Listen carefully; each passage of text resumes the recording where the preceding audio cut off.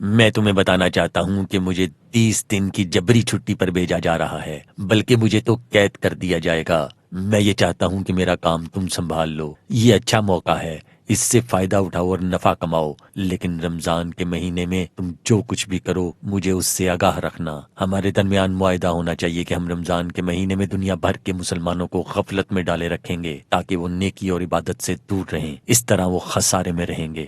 ضرور ضرور جناب، میں اس معاہدے پر قائم ہوں، بلکہ آپ کی توقع سے بڑھ کر کام کروں گا۔ تم کیا کرو گے؟ میں روزے کا سارا دن مسلمانوں کو مختلف ڈرامہ سیریل دیکھنے میں مصروف رکھوں گا اور انہیں عبادت سے دور کر دوں گا۔ ٹھیک ہے، بہت اچھا، تمہیں میری بات سمجھ آ گئی۔ غور سے سنو، تم تاریخی اور دینی موضوعات، سیرت، صحابہ اور خلفائے راشدین کی زندگیوں، اسلامی فتوحات کی تاریخ اور تاریخ اسلام پر ڈرامہ سیریل بناؤ تاکہ مسلمان ان میں دلچسپی لیں اور ان میں مگن ہو کر عبادت سے غافل ہو جائیں۔ آپ فکر نہ کریں، ہم نے اس طرح کے سینکڑوں کام کر لیے ہیں۔ ہم انہیں کھانے پکانے کی ترکیبیں، مزاحیہ خاکے، موسیقی کے پروگرام، نغمے، مختلف قسم کے مقابلے اور دیگر پروگرام دکھائیں گے۔ تمام ڈراموں، دوسرے پروگراموں اور مقابلوں میں ہم عورتوں کے ناچ گانے ڈال دیں گے، حتیٰ کہ اذان سے پہلے اور بعد میں بھی مختلف چیزوں کے اشتہارات کے نام پر نوجوان لڑکے اور لڑکیوں کے جھومنے کے ویڈیو کلپس دکھائیں گے۔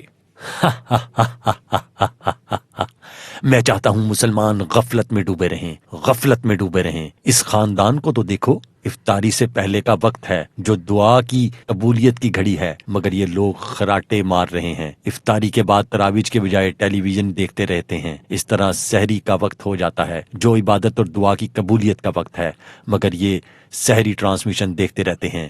ہر گھر میں یہی حال ہونا چاہیے۔ میں چاہتا ہوں کہ مسلمان غفلت میں ڈوبے رہیں، غفلت میں ڈوبے رہیں۔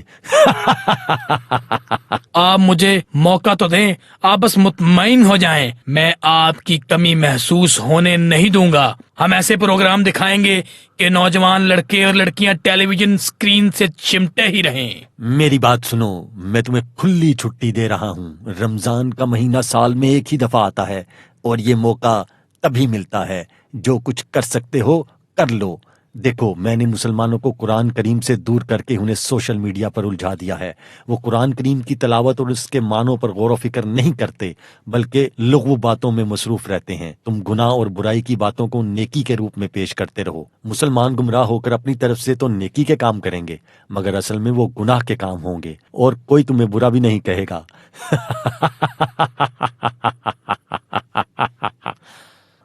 جب حساب کتاب کا فیصلہ ہو چکے گا تو شیطان کہے گا جو وعدہ